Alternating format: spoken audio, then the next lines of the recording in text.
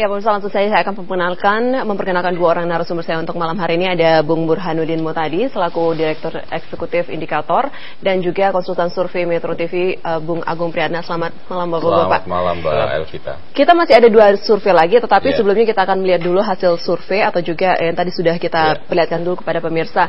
Tentang cukup menarik ini, tahukah Anda tentang Pilgub Jatim 29 Agustus? Oke, tampaknya ini kita akan melihat hasil survei yang selanjutnya terlebih dahulu sebelum nanti kita akan membahas kembali. Ini penilaian terhadap para incumbent ini sendiri. Ada incumbent, pasangan pertama ya, incumbent sebenarnya Bung Agung. Mungkin bisa dijelaskan dari hasil survei Anda? Iya.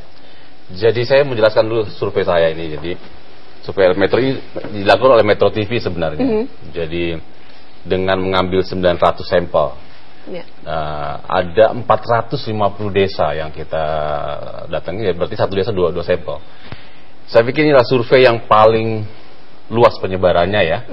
Kalau Mas Burhan biasanya kan rasionya 5 sampai 10 per tiap desa. Saya dua saja. Jadi ini adalah survei menurut saya yang cukup spread out ya, sangat luas penyebarannya sehingga kemudian cukup bisa mewakili dengan baik sebenarnya opini masyarakat Jawa Timur. Nah, tadi soal berhasil ya. Iya, tadi survei yang hasil survei. Jadi 58% mungkin bisa ditampilkan kembali. Iya.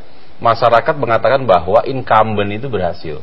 Kenapa kita tanyakan ini? Sebab pertanyaan ini penting untuk mengukur apakah incumbent itu sebenarnya punya peluang untuk dipilih lagi atau tidak.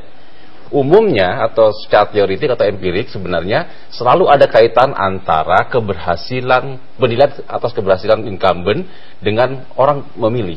Umumnya orang yang memilih itu kalau misalnya incumbent berhasil itu sekitar 65% ke atas itu pasti sudah akan memilih incumbent yang mengatakan berhasil ini. Berarti ini adalah satu indikator bahwa keberhasilan itu menjadi satu poin penting bagi incumbent untuk bisa terpilih atau tidaknya. Dan 59 atau hampir 60% mengatakan berhasil, dan ini indikator penting bagi keterpilihan seorang incumbent. Itu tadi berdasarkan hasil survei. Kalau menurut Anda sendiri lagi Bung Burhan, sebenarnya kalau kita melihat tadi dari hasil survei cukup tinggi ya untuk incumbent sendiri. Hans, untuk dari 3 pasangan lain yang mungkin agak dipertanyakan juga prestasinya di Jawa Timur sendiri, apakah cukup besar dan jadi bisa bersaing?